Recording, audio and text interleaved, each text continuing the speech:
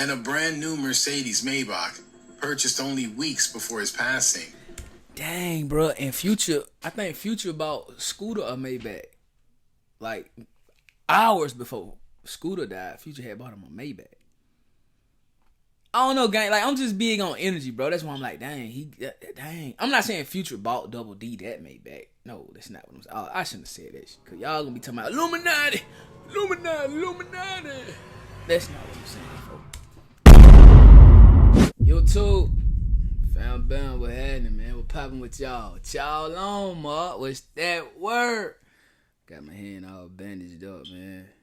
Bro, Mark, we here, right? Y'all rock out with done, right? Control your emotions, man.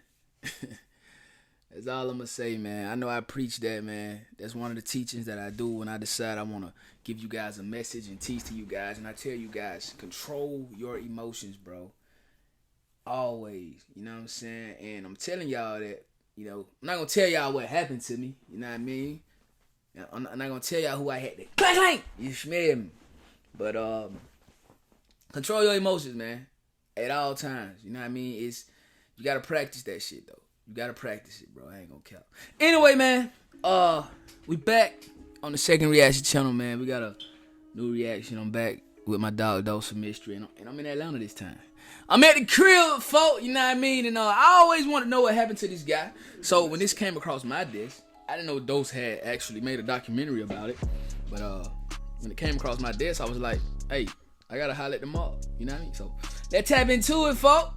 Tonight, man, we talking about that boy OG Double D, man. Free band gang type shit. You know what I mean? Yo, we got going, folk, now. While driving down I-20 during rush hour.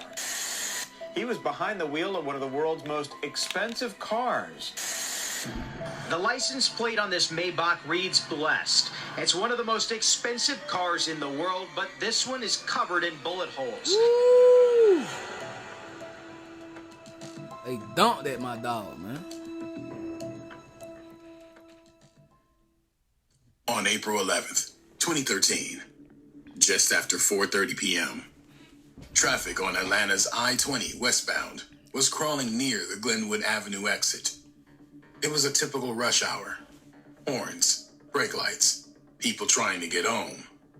No one knew they were about to witness something out of a movie. A black Mercedes Maybach moved smoothly through traffic. Maybach music. The car was impossible to miss. Custom, sleek, worth nearly $500,000. Behind the wheel was 41-year-old James Luell, better known on the streets and in the studio as OG Double D. A rising name in Atlanta rap. A man with deep street ties. And that day, a marked target. Without warning, a white SUV pulled up alongside him in traffic. The move was precise. No hesitation. No drifting. Witnesses said it looked deliberate. Like it had to be planned. Then, gunfire erupted. Shots ripped through the passenger side of the Maybach, punching clean through the double-paned glass. At least not. I ain't gonna do it no more.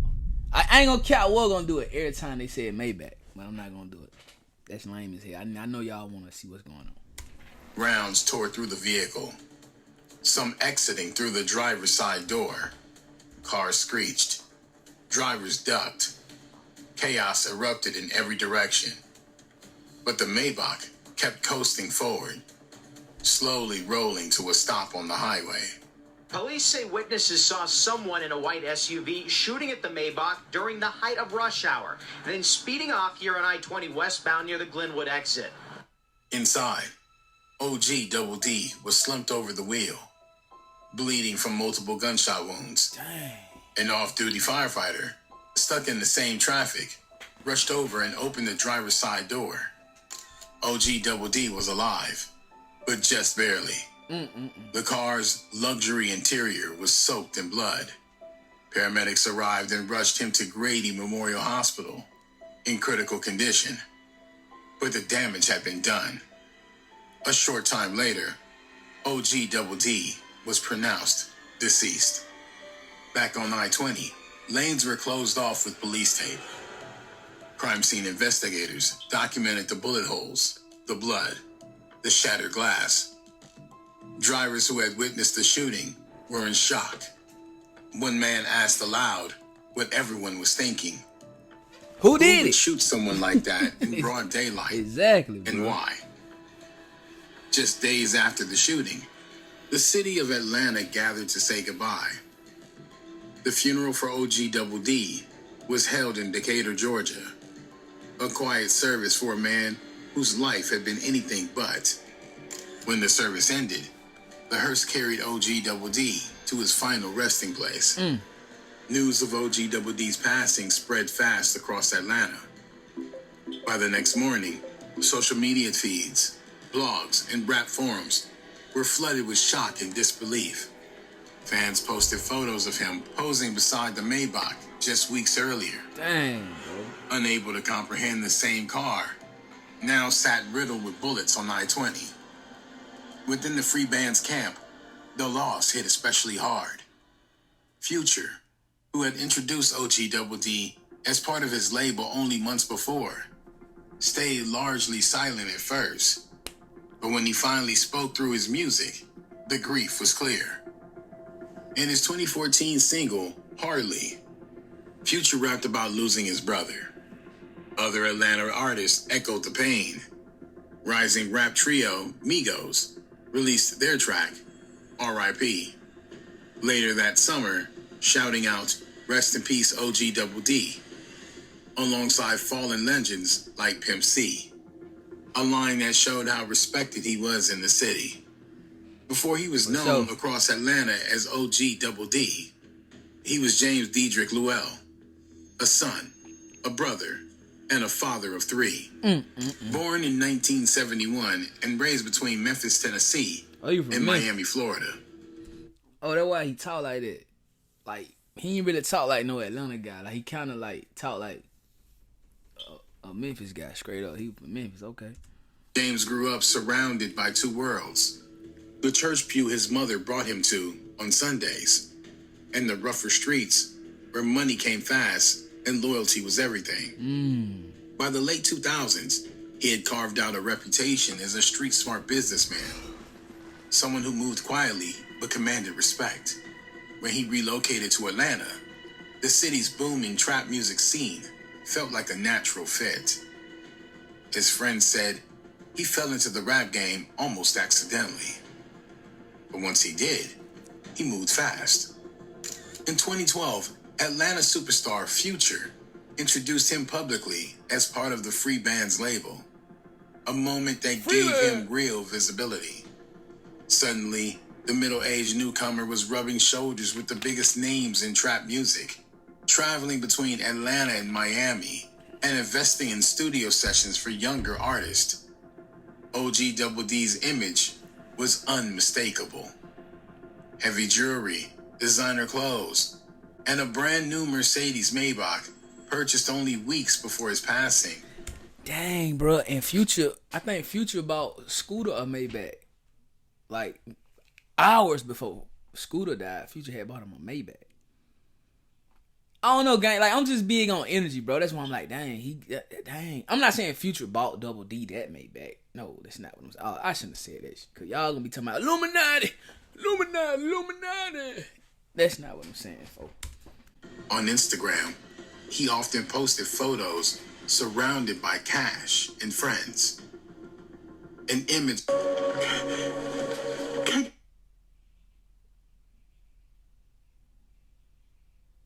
that inspired some and made others suspicious.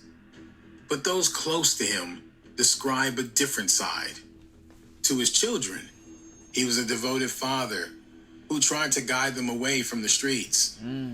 To his sister, Pilar Luell, he was simply a lovable person. Well, who didn't hold grudges somebody shot him and wanted there. to build something lasting through music. He split his time between managing new artists, networking in Miami's nightlife, and taking care of family back in Atlanta. People who knew him said James had finally been turning a corner, ready to legitimize his success and leave the street hustle behind. His life cut short what many believe could have been his second act, a life reborn through music. But behind the image of luxury cars and record label meetings, OG Double D had a reputation that reached far beyond music. In Atlanta's underworld, his name carried weight. People called him OG for a reason. Not as a stage persona, but as a nod to his real-world status.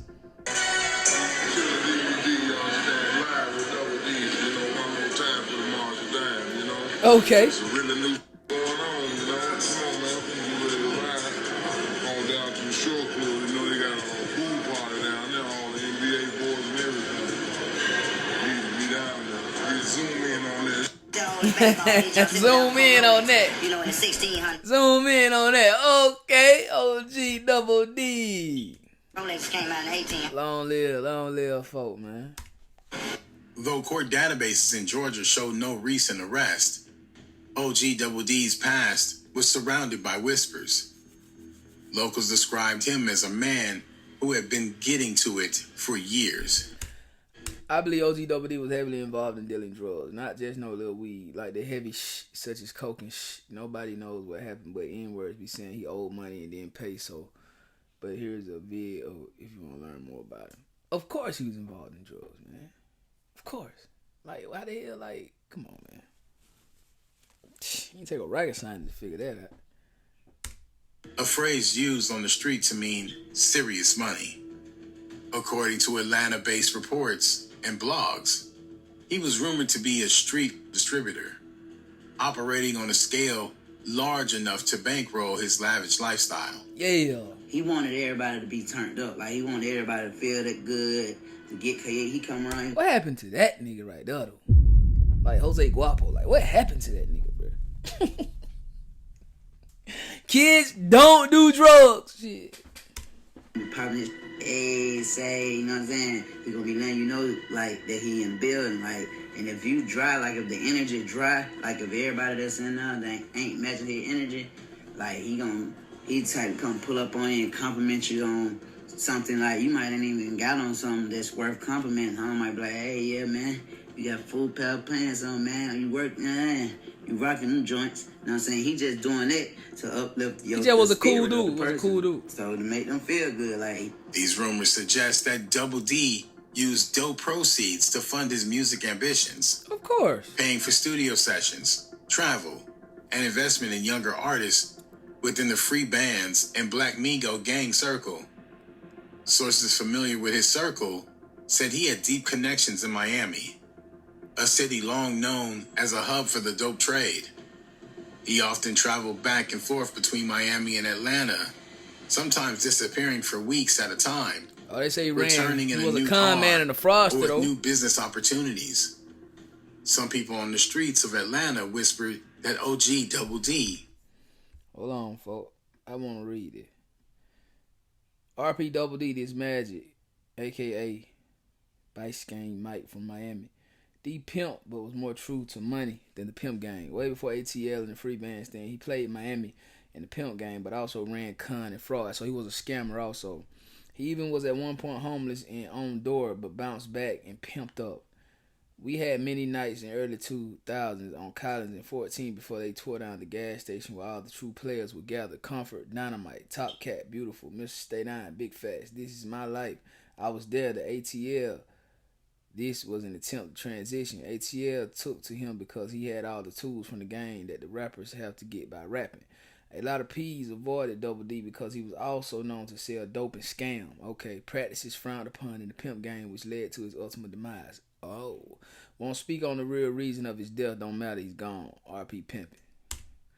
Play me some Pimpin', man. Some people on the streets of Atlanta whispered that OG Double D wasn't just moving drugs. They claimed he was a finesser, flipping hustles, tricking associates, playing two sides. Play me some Pimpin', man. OG Blue Dirty is a nasty dealer. And when I say nasty dealer, I'm saying that in a good way. Like, he ain't nothing to play with, man. Hey, man. OG Boo. He said OG Boo dirty. Like, hold on, bro. dealer. And when I say nasty dealer, I'm saying that in Streets of Atlanta whispered that OG Double D wasn't just moving drugs. They claimed he was a finesser, flipping hustles, tricking associates, playing two sides.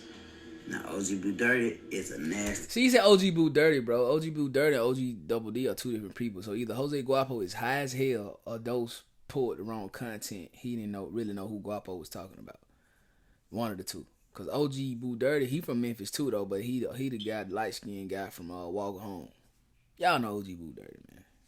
Dealer. And when I say nasty dealer, I'm saying that in a good way. Like, he ain't nothing to play with, man. Hey, man, when it comes to whatever title y'all want to put it on him, he was doing it. He was doing it. You know what I'm saying? He was doing it. You know what I mean? He really was. You know what I'm saying? That's why he liked the scooter so much, because the finessing and all that. Like, Oh yeah, so he meant OG Boo Dirty. I mean, he meant OG. Y'all know what the hell I mean. He meant OG Boo Dirty. Those didn't go grab the content wrong. So Jose Guapo meant OG Boo Dirty, but he meant OG Double D. He got him crossed up. He probably geeked up. Reddit threads and local conversations, posters described him as a man who gambled, flipped, and outplayed his rivals. Others called him the ultimate flexer, someone who always came out ahead no matter the game. According to the stories, he knew how to charm people out of money, win risky bets, and move in circles where trust rarely lasted long. It fit the image many already had of him. Freeman! Polished, confident, always one step ahead. He had the cars, the clothes, and the cash flow to back it up. His Maybach had turned heads just days before it became a crime scene. And in a city where status often determined survival, Finessing ran off on the plug. Shame, too, because he F'd with Rocco G's and Tilt Migos, Scooter Future, J Money, DT, and Young LA. Yup, and it wasn't no regular hood plug. He was with them higher up. Finessing was just another form of power. OG Double D wasn't just part of Atlanta's rap scene. He was woven into the street politics. His rise in the music world was inseparable from his connections on the ground. By 2012, OG Double D had joined Future's Free Bands label. He a Kirkwood legend. When Future say free bands, that was because Double D robbed somebody that was big time and came up real big off that plate. Everything they made was free profit. That's also why Future said, when I was serving quarters, you wouldn't even think we ain't had a plug, because they didn't. Double D was ATP. A collective that blurred That's the crazy lines as hell. between business and How the the block. how the hell they know this? Within Free Bands was another layer, Black Migo Gang, Free bands! often shortened to BMG. In interviews and fan discussions, BMG was described as a tight-knit network of hustlers and artists who helped fund one another's ventures. OG Double D fit the archetype perfectly. An older figure with money, cars, and influence. Street insiders called him a patron. Someone who could bankroll projects, settle disputes, and move quietly when things needed handling. So how did he Rumor die? had it that his money helped fund recording sessions for Young Scooter and other rising stars in the BMG free band circle. So I met OGW through Scooter. In Atlanta, being the man with the money meant people were watching, and not always with admiration. Yeah, I just feel like he probably was in the wrong place at the wrong time. He was in the, I don't know what really played out. How the hell, and long live Young Scooter too, but how the hell is driving down I-20 in a Maybach? The wrong place at the wrong time. Come on, man, that was a hit, bro. Somebody wanted OG gone, bro. He finessed the wrong one, and they wanted him up out of there. Just point blank, period.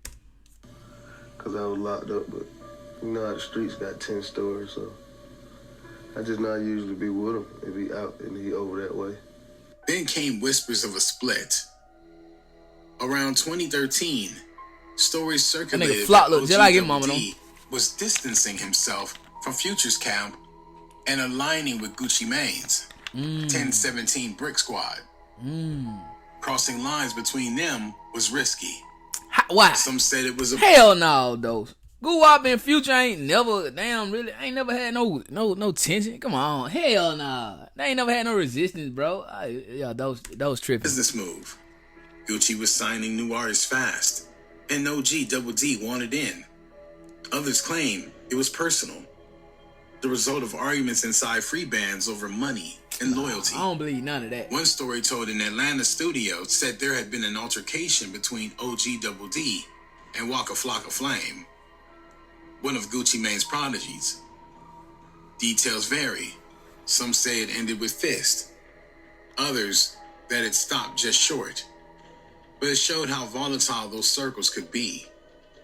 By the time of his passing, it seemed OG Double D was caught between two empires, each powerful, each protective of its own.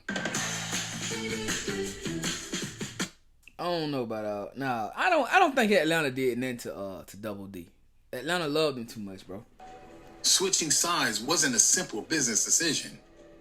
It was a declaration, and sometimes declarations had consequences. From the moment the news broke, the streets of Atlanta were buzzing with questions. Everyone agreed on one thing. OG Double D's hit wasn't random. Yeah, for sure. A daylight ambush on the interstate. 9 bullets through a $500,000 car. That was a message. The question was, whose message? Almost immediately, theories began to spread. Family members told police that earlier that day, OG Double D had visited South DeKalb Mall twice. He even dropped his brother off at their mother's home just hours before the shooting. They believed he was being watched. Oh yeah, for sure. Maybe even followed from the mall. For sure. That's a big Some fact. witnesses remembered seeing him talk with someone near the parking lot. Later that afternoon, as he merged onto I-20, the same white SUV appeared in the rearview mirror. To the family, it felt like too much of a coincidence. Despite the speculation, no one could agree on the motive. There was no public threat, no social media taunts, no warning signs in the days before. To his family, he had been calm, optimistic, focused on his career. Yet within hours, he was deceased. Hit in broad daylight. In the absence of answers, the theories multiplied. Some said it was a... But hell, I'm pretty sure Jeffrey Dahmer family probably thought he was a great guy. You know what I mean? Like, your family gonna thank you. They ain't gonna thank you, like, messed up. By people he trusted. Others whispered about Florida connections. That his assailant might have come from Miami, done the job, and disappeared. In the days following the hit, are we talking DeKalb now? County detectives faced the challenge. The attack had happened in broad daylight, during rush hour, on one of Atlanta's busiest highways. Dozens of drivers had witnessed the chaos, yet almost no one had seen the shooter clearly. That's crazy. Officers processed the Maybach for evidence, photographing the bullet holes that cut through both sides of the vehicle. Shell casings from a high-powered rifle littered the asphalt. It was a hit carried out with precision, the kind that left few mistakes behind. The assailant had vanished into traffic before anyone could react. Months passed, and the case went cold. But in the spring of 2014, a year after the hit, DeKalb County Police finally named a suspect. 25-year-old Christopher Dyer. Dang. Dyer wasn't from Georgia. He was a Florida native. I knew it. Already serving time at Marion Correctional Institution in Ocala for burglary and grand theft auto. He was also wanted in Palm Beach County for additional charges. Records show he had a history of violent crimes, including armed burglary convictions from 2007. Police didn't explain how they tied him to the homicide. He was just a crash shot. Whether it was through ballistics, witness statement, or forensic evidence. But they were confident enough to charge him. That's crazy. He's awaiting extradition. A DeKalb police captain told reporters, "We've identified him as the primary suspect." The news shocked the public. Dyer had no known connection to OG Double D. He wasn't part of free bands, the local music scene. or Atlanta Circle at all. That fueled a darker theory that Dyer hadn't acted alone. Dang. Maybe he was a hired gun sent from Florida to carry out a job for someone else. Law enforcement never confirmed that angle, but they didn't dismiss it either. Detectives continued to probe whether anyone had ordered the hit, especially given Double D's ties to both Miami and Atlanta. After 2014, updates on the case slowed. Local news stopped reporting new developments. There's no public record of a trial or conviction in Georgia under Dyer's name for the homicide. Oh boy pulled the For all perfect intents crime, and man. purposes, the case slipped back into silence. To this day, OG Double D's hit remains technically unsolved. Dang. Rest in peace, OG Double D. That's crazy, man. So really, we don't know what happened to Double D, but my theory is, you know what I'm saying, I just saw the love that Double D got in Atlanta, so I doubt if anybody from Atlanta took Double D out. I don't even think he had any beef with people from Atlanta. You know what I mean? I'm not saying like he didn't get into it with people, like, but I don't think his beef in Atlanta was strong enough for somebody to want to kill him. But Florida, come on, man. They say he was a scammer, bro. Like, you can't be no scammer. You can't run off on the plug and not think it's gonna be consequences. Especially, like, you know, Double D ain't running off on no corner boys. He ain't running off on no small time plug. Double D had Maybachs, Ferraris, Maseratis, penthouses, bro. He funded Scooter, Future. Like, come on, man. He was getting to the bag for real, bro. So he might have ran off on the cartel, and the cartel will get your ass up out of here. But like a broad daylight hit too. Like, it's either like unless you got smoked with somebody in Chicago, it gotta be the cartel. Like, straight up. That's just how I feel. But anyway, though, man, y'all let me know y'all theories, what y'all think about the OG Double D hit, man. I want to say long live OG Double D. Shout out to him. You feel what I'm saying? Shout out Future. Long live Scooter, Free Man Gang. You dig? Yo, but y'all let me know how y'all feel about it in the comment section down below, man. Don't forget to like, hype. Don't forget to sub after you sub. Make sure you ring that bell. After you ring the bell, make sure you hit all so y'all don't miss none of these videos, man. We on the second reaction channel. Make sure y'all tap in on my main reaction channel, King Dunn Reacts. I got a new reaction channel, King Dunn Daily Crime. Check in over there. I love y'all. I go by Dunn. I'm gonna see y'all on the next video. Let's get it. Gang. And y'all know we live in that mall life. I ain't even gotta tell y'all that. You know we got the streets, nigga. We got the trap too. I say my trap doing numbers. I just bust another jug. Got a player around the corner. Hey. I say my trap doing numbers like that 05 summer. Got a quarter pound on me. Hey. The trap doing numbers.